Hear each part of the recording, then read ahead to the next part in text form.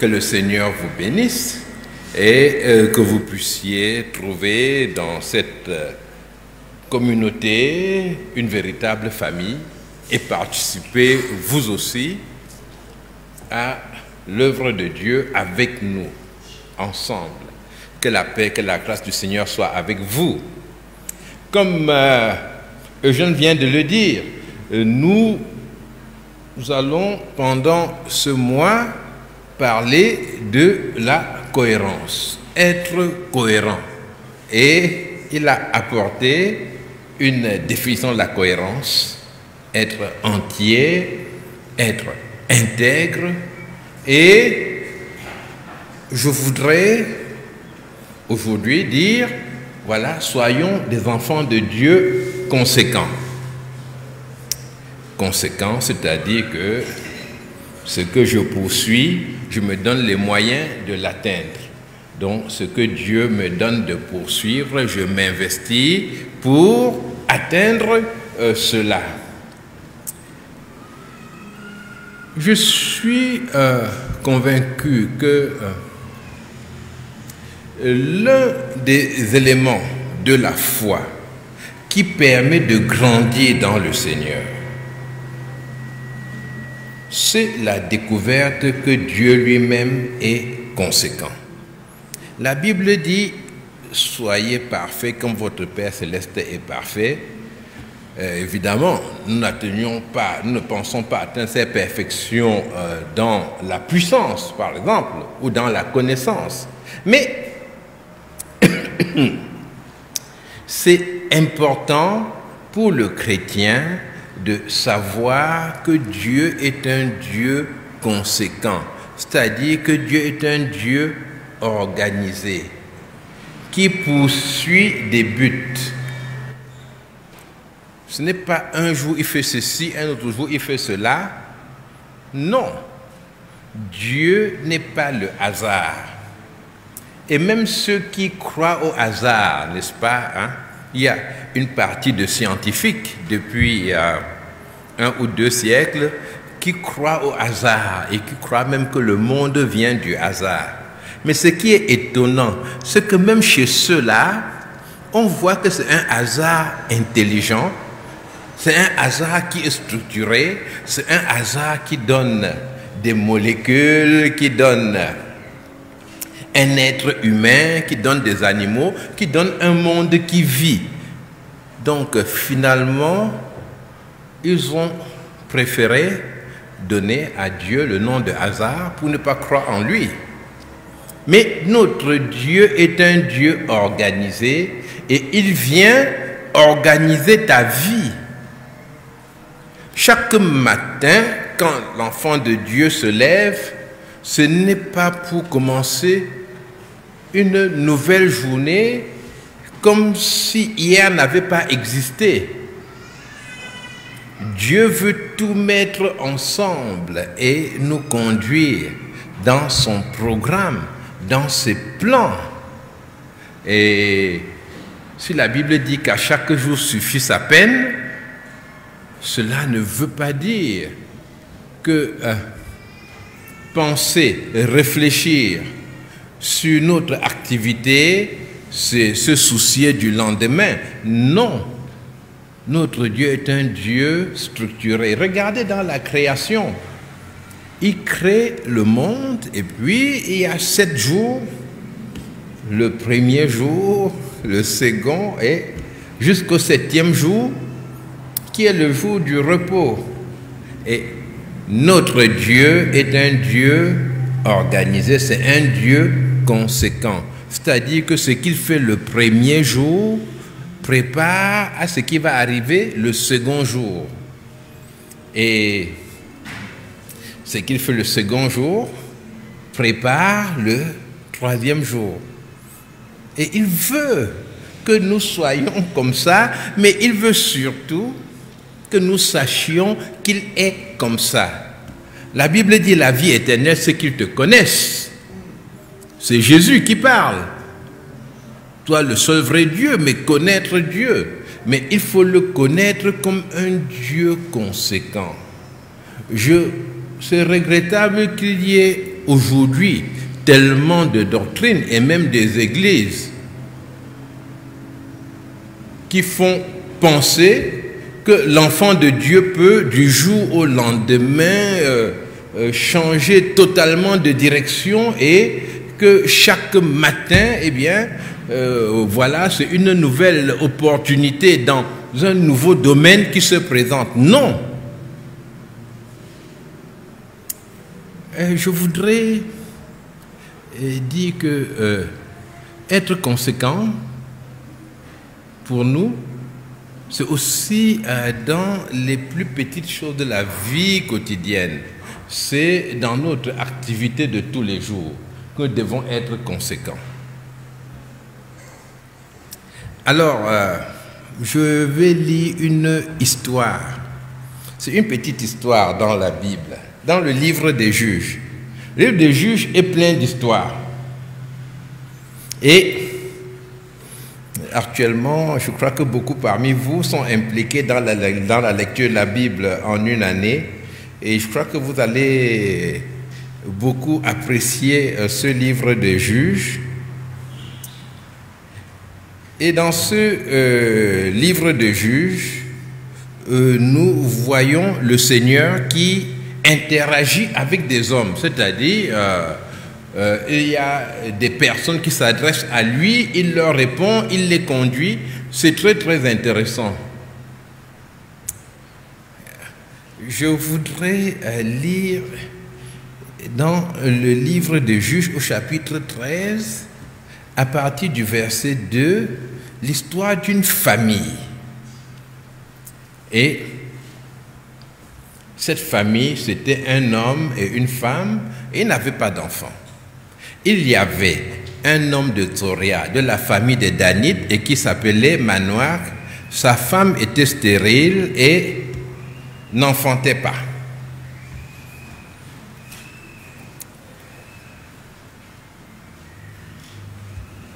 L'ange de l'Éternel apparut à la femme et lui dit, « Voici, tu es stérile et tu n'as point d'enfant, tu deviendras enceinte et tu enfanteras un fils. Maintenant, prends bien garde, ne bois ni vin ni liqueur forte et ne mange rien d'impur. » Alors, c'est chez les Juifs, dans la loi de Moïse, il y avait des animaux purs, des animaux impurs, et on ne va pas parler de ça. Donc il dit, pas de vin et ne mange rien d'impur. Car tu vas devenir enceinte et tu enfanteras un fils. Le rasoir ne passera point sur sa tête, parce que cet enfant sera consacré à Dieu dès le ventre de sa mère, et c'est lui qui commencera à délivrer Israël de la main des Philistins. La femme alla dire à son mari, « Un homme de Dieu est venu vers moi, et il avait l'aspect d'un ange de Dieu, un aspect redoutable. Je ne lui ai pas demandé d'où il était, et il ne m'a pas fait connaître son nom. Mais il m'a dit, tu vas devenir enceinte et tu enfanteras un fils, et maintenant ne bois ni vin ni liqueur forte et ne mange rien d'impur, parce que cet enfant sera consacré à Dieu dès le ventre de sa mère jusqu'au jour de sa mort. » Ah, bon, l'homme était content, hein? Il a reçu une bonne visite, et puis ça devait lui rappeler l'ange qui parle aussi à Abraham, qui vient les voir et qui leur rappelle la promesse de Dieu. Il va avoir un enfant. Et dans l'Ancien Testament, ce sont toujours les femmes, même dans le Nouveau, ce sont les femmes qui sont stériles. Hein, parce que quand on dit une femme est stérile, ça veut dire là-bas que la femme n'avait pas d'enfant. Hein. C'est pas qu'ils sont allés à l'hôpital faire un test, ils ont découvert que c'était la femme qui ne pouvait pas avoir d'enfant et que l'homme pouvait en avoir par ailleurs. Hein. Donc on dit une femme stérile. Donc disons, le couple était stérile. C'est ça que signifie que ici, que la femme était stérile.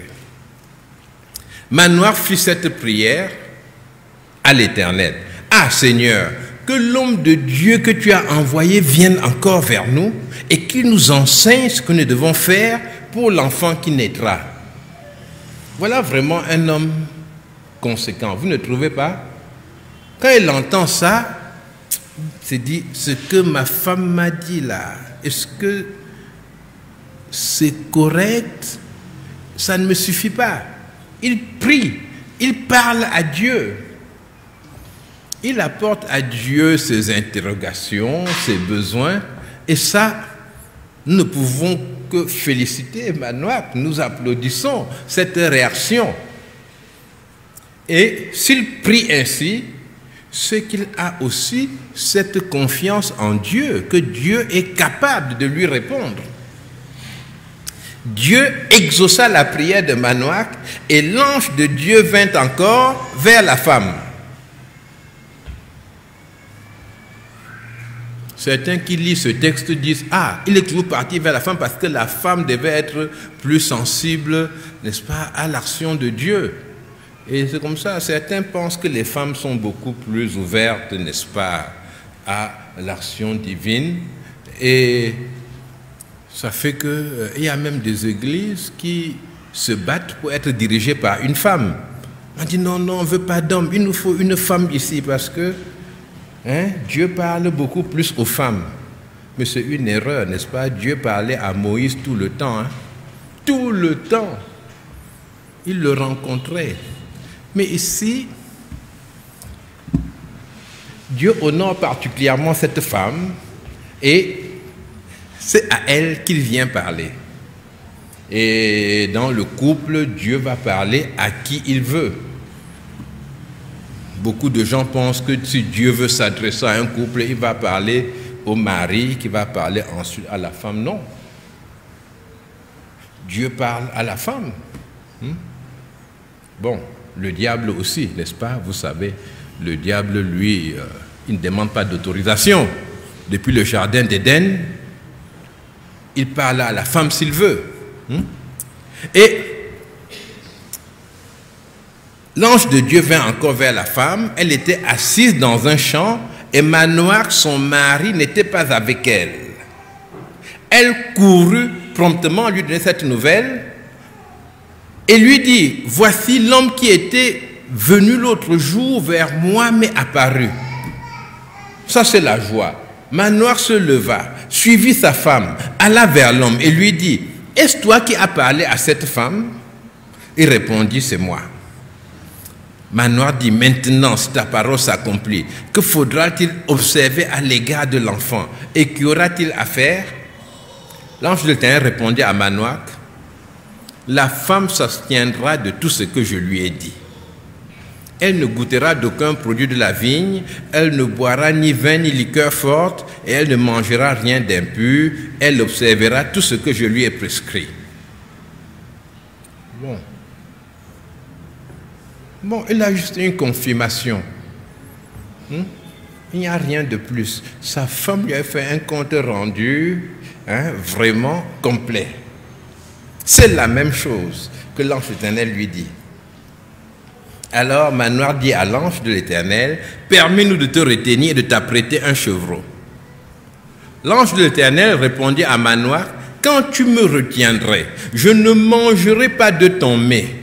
Mais si tu veux faire un holocauste, tu l'offriras à l'Éternel. Manoach ne savait point que c'était un ange de l'Éternel. Et Manoach dit à l'ange de l'Éternel, quel est ton nom afin que nous te rendions gloire quand ta parole s'accomplira? Ici, rendre gloire, c'est honorer, c'est revenir vers lui, dire merci. L'ange de l'Éternel lui répondit, pourquoi demandes-tu mon nom? Il est merveilleux. Manoach prit le chevreau et l'offrande et fit un sacrifice à l'Éternel sur le rocher. Donc Manoach suit ce qui lui est dit, il offre un sacrifice à Dieu. Vous voyez, Manoach est un homme cohérent. Il sert Dieu. Il a prié, Dieu lui a répondu, il parle et il veut se préparer pour la bénédiction qui arrive. C'est-à-dire, quand Manoah prie pour qu'il pleuve, eh bien, il s'en va commencer à débrousser dans son champ. Hein? C'est un homme cohérent. Il attend quelque chose de Dieu, il a reçu la confirmation et il dit, Seigneur, aide-moi à me préparer, à bien me préparer pour cela. Il s'opéra un prodige pendant que Manoah et sa femme regardaient. Comme la flamme montait de dessus l'autel vers le ciel, l'ange de l'Éternel monta dans la flamme de l'autel. Ah.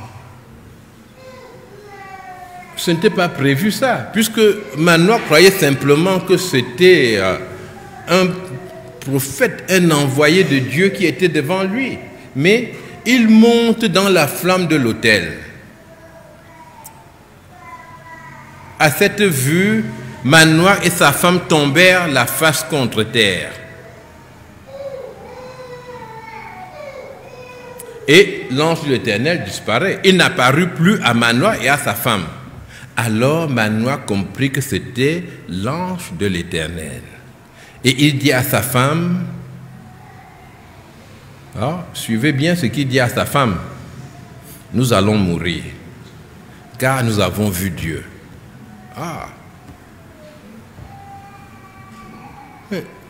Jusqu'ici, c'était un homme remarquable, mais maintenant, il vit une chose qui le déstabilise complètement. Il dit à sa femme, vraiment, ce qu'on vient de vivre là, ce n'était pas prévu. Il faut te préparer, chérie, on va mourir. Hein? Sa femme lui répondit, si l'Éternel avait voulu nous faire mourir, il n'aurait pas pris de nos mains l'holocauste et l'offrande, il ne nous aurait pas fait voir tout cela, il ne nous aurait pas maintenant fait entendre pareille chose. Alors, voilà ce que la femme lui dit. On va s'arrêter au verset 23. Hein? S'il avait voulu nous faire mourir, il n'aurait pas fait tout ce qu'il a fait avec nous. Donc, la femme lui dit, mon chéri, il faut être conséquent. Hein? Mais jusqu'ici, c'était bien. Comment tu commences des choses comme ça? On doit se préparer à recevoir l'enfant et voilà que déjà, tu dis qu'on va mourir. Mais si Dieu veut qu'on meure, il ne va pas faire tout ce qu'il a fait là avec nous. Ce n'est pas possible. Manoah a dû lui dire, peut-être que tu as raison.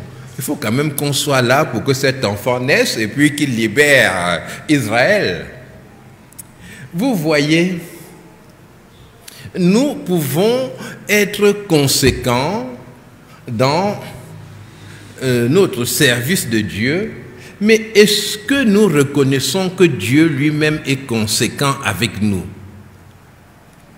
Manoah a pensé qu'il allait mourir parce qu'il y a dans l'Ancien Testament ces paroles qui disent qu'on ne peut pas voir Dieu et vivre.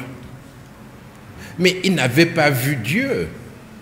Et c'était son interprétation à lui et à beaucoup de personnes. Ce n'y a pas que lui, il y a d'autres gens dans la Bible qui disent on va mourir si on voit Dieu. Et nous devons nous rappeler en tout temps que Dieu est un Dieu conséquent. Parfois on entend des prières. Seigneur, nous te prions que tu donnes une moto à tel. Et après on commence, Seigneur, non. On a mal prié, ne lui donne pas une moto. Parce que s'il a la moto là, actuellement il y a beaucoup d'accidents et puis il peut faire l'accident. La moto là peut le tuer. Et on prie, on rectifie la prière, on fait tout cela. Parce qu'on pense que Dieu n'est pas conséquent. On pense que Dieu, c'est juste une boîte, un interrupteur. Et on a appuyé là, c'est allumé, on appuie, ça s'éteint. Mais non! Notre Dieu est un Dieu infiniment intelligent.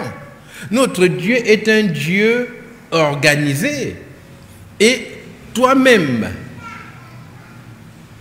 tu dois accepter, tu dois commencer à être conséquent avec le Seigneur. Et à croire que Dieu est conséquent avec toi. Premier exemple. Quand tu dis au Seigneur, je te donne ma vie, comme beaucoup l'ont fait ici, je te donne ma vie. Mais est-ce que nous pensons effectivement que Dieu prend cette vie? Pour beaucoup dire, je te donne ma vie, cela permet que Dieu soit content de nous et puis qu'il nous donne ce dont nous avons besoin, ce que nous demandons, et puis c'est bien, parce que je suis avec lui. Mais quel est le maître qui va s'occuper simplement de rendre content son serviteur? Ça veut dire qu'il n'a rien à faire. Mais quand on dit « je te donne ma vie », cela signifie que je mets ma vie à la disposition de Dieu. Et cela signifie donc, si Dieu est conséquent, qu'il va me conduire dans ses voies. Et qu'il va me conduire dans des difficultés et dans des joies aussi. Mais comment est-ce que nous vivons nos difficultés alors? Est-ce que nous les vivons en nous imaginant un Dieu conséquent, un Dieu qui nous a réellement pris en charge et un Dieu à qui nos vies appartiennent? Il y a des chrétiens qui sont constamment à la poursuite de leurs péchés passés. Je me rappelle quelqu'un, j'avais vu un chrétien, ça fait plusieurs années, dans un milieu où j'étais, et il est venu tout heureux, il a dit, ah, Dieu m'a rappelé aujourd'hui un péché que j'avais commis il y a 12 ans. Je vous dis la vérité. Et vraiment, je n'avais jamais confessé ça. Heureusement, Dieu est bon pour moi. J'ai confessé un péché là. C'était il y a 12 ans. J'ai eu envie de lui dire, c'est sûr qu'il y a beaucoup d'autres que tu as commis il y a 15 ans, 16 ans, 17 ans, hein, que Dieu ne t'a pas rappelé. Encore. Mais c'est un témoignage qu'il va faire tout le temps. Mais qu'est-ce qu'il a compris de Dieu?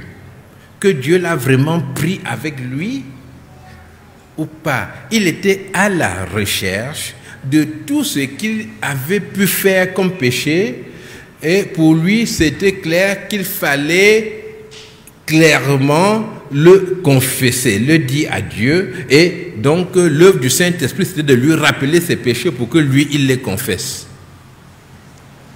Vous savez, c'est le Saint-Esprit qui nous sauve. Ce n'est pas nous qui organisons notre salut. Et le sang de Jésus-Christ a été versé pour nos péchés.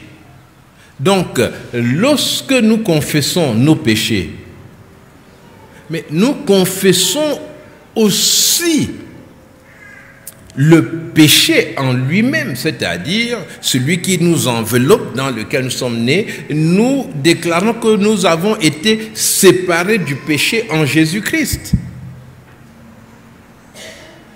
Nous ne sommes pas à la poursuite des péchés de notre passé, mais parce que Dieu est conséquent.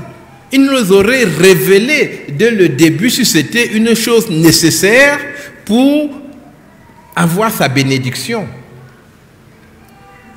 Et en général, quand vous scrutez trop le passé, Hein? Qu'est-ce qu'on fait si on veut regarder bien le passé? On se retourne en arrière ou bien on se met un rétroviseur devant soi. Mais celui qui marche en regardant en arrière, on dit qu'il marche à reculons. Qu'est-ce qui va lui arriver? Ah, il va tomber. Hein? Donc pendant qu'il confesse les péchés du passé, il commet beaucoup de péchés dans le présent. Or, c'est là le problème. Maintenant qu'il est un enfant de Dieu, comment est-ce qu'il vit avec Dieu? Et il n'a pas le temps, l'énergie pour pouvoir mettre sa vie clairement en règle avec Dieu. Lorsque nous venons au Seigneur, est-ce que nous croyons qu'il nous transforme réellement? Dieu est conséquent, c'est-à-dire ce que Dieu dit dans sa parole, il le fait. Soyez transformés par le renouvellement de l'intelligence. C'est comme ça qu'il nous rend nous-mêmes conséquents, parce que Dieu agit dans ma façon de penser, dans ma façon de croire, de voir les choses. Nous sommes inconséquents quand nous pensons que Dieu fait n'importe quoi. Lorsque Jésus vient dans le monde, il vient révéler vraiment Dieu. Et s'il y a une chose que Jésus nous a vraiment montré, c'est que Dieu agit non seulement avec amour, avec bonté, mais Dieu agit avec une grande intelligence. Il y a des scènes du Nouveau Testament que vous ne voyez plus. Il y a des scènes de l'Ancien Testament qu'on ne voit plus dans le Nouveau Testament. Et dans l'Ancien Testament, on voit des gens qui se mettent, mais Saül s'en va parmi les prophètes, il se met nu, il prophétise toute la journée. Dans le Nouveau Testament, vous n'avez plus ça. Jésus nous a révélé le Père, Dieu lui-même. Et je voudrais donc vous dire que même dans votre culte, rappelez-vous que Dieu est un Dieu cohérent et Dieu est un Dieu conséquent. C'est vrai que l'homme pense qu'il faut dans sa vie une partie de folie qui lui rappelle que Dieu est là. Pas du tout. Non. Il n'y a pas de folie en lui. L'homme pense qu'il faut dans sa vie une partie d'incontrôlable, une partie de ce qui est insaisissable pour lui-même, quelque chose qui le fait planer et il se dit ça c'est Dieu. Non. Dans la plupart des cas, ce sont tes émotions. J'ai lu des témoignages des personnes qui disaient avoir reçu le Saint-Esprit et qui racontaient un sentiment de bonheur, c'est-à-dire pendant toute une soirée ou même d'autres pendant plusieurs jours. Et l'esprit est là et puis tout est clair. Un autre a même dit que ses mains chauffaient, n'est-ce pas, hein? Ça chauffait vraiment et partout où il les posait, ça guérissait les malades, des choses comme ça. Et voilà, pour lui, c'était cela, le Saint-Esprit. Nous croyons que Dieu fait des miracles, mais je vous assure, Dieu fait les choses de façon conséquente. Dieu fait des miracles, mais ces miracles s'intègrent dans son plan à lui que nous ne connaissons pas, c'est vrai. Mais, par exemple, il ne se contredit pas. Et c'est ce que la femme de Manoir lui a dit. Si Dieu permet que nous voyions l'ange de l'Éternel et qu'il nous dise tout ce qu'il nous a dit, eh bien, c'est qu'il y a une suite. Et je voudrais terminer en vous disant qu'en général, Dieu termine ce qu'il a commencé. Alors, je ne sais pas, qu'est-ce qui a commencé dans votre vie avec le Seigneur?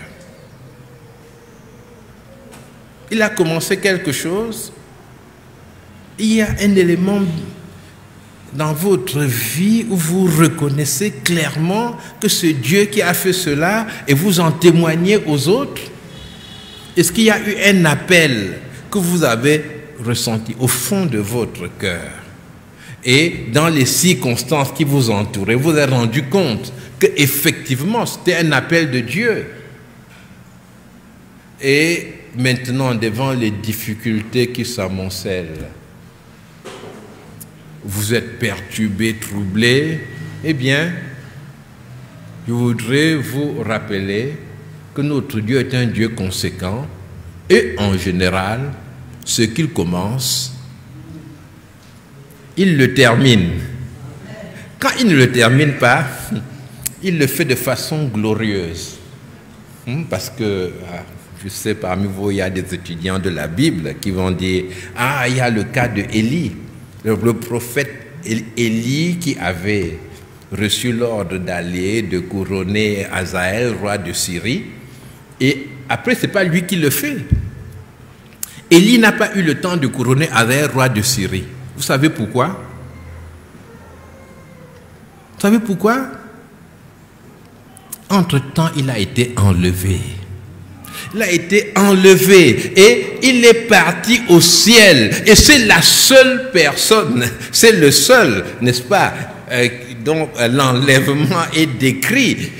Dans un char de feu, Élie est monté au ciel. Il y a eu des témoins. Élisée a vu Élie monter au ciel. Extraordinaire. Voilà un cas dans la Bible où Dieu a commencé quelque chose avec Élie, mais il l'a terminé avec Élisée, le serviteur d'Élie. Élie ne l'a pas terminé. Donc vous-même, si vous devez être arrêté, ce sera pour aller à un poste supérieur. Amen. À quelque chose de plus grand, de plus beau, de plus vaste que Dieu a préparé pour vous. Soyez encouragés. Notre Dieu est conséquent. Il ne ment pas. Il ne nous tient par la main. Il ne nous trompe pas. Mais attachez-vous à lui et soyez vous aussi des enfants de Dieu conséquents. Amen. Amen. Nous allons prier.